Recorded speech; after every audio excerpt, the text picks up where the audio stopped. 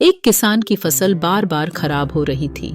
कभी तेज बारिश की वजह से, कभी तेज धूप की वजह से, कभी ठंड की वजह से उसकी फसल पनप नहीं पा रही थी। एक दिन इससे दुखी होकर किसान भगवान पर नाराज हो गया।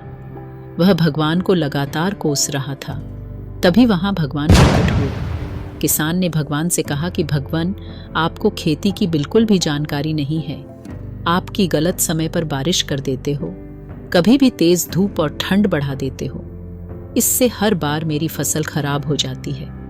आप मेरी अगली फसल तक मेरे अनुसार मौसम कर दीजिए।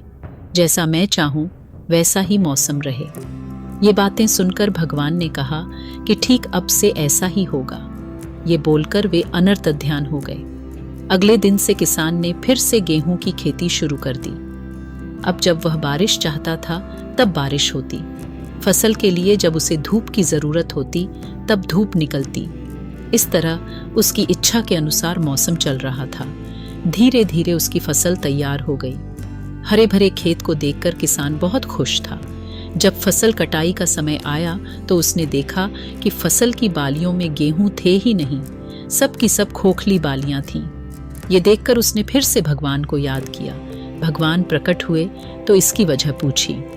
भगवान ने कहा कि तुम्हारी फसल ने बिल्कुल भी संघर्ष नहीं किया है, इसी वजह से ये खोखली हो गई है। जब फसलें तेज बारिश में, तेज हवा में खुद को बचाए रखने का संघर्ष करती है, तेज धूप से लड़ती है, तभी उसमें दाने बनने की प्रक्रिया शुरू होती है। जिस तरह सोने को चमकने के लिए आग में तपना पड़ता है, ठीक उसी तरह फसलों के लिए भी संघर्ष जरूरी होता है।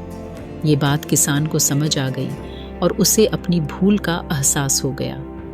कथा की सीख। इस कथा की सीख यह है कि जब तक हमारे जीवन में बाधाएं नहीं आती हैं, तब तक हमारी प्रतिभा में निखार नहीं आता है। बाधाएं ही हमें साहसी बनाती हैं। परेशानियों की वजह से ही हमारा सही विकास होता है।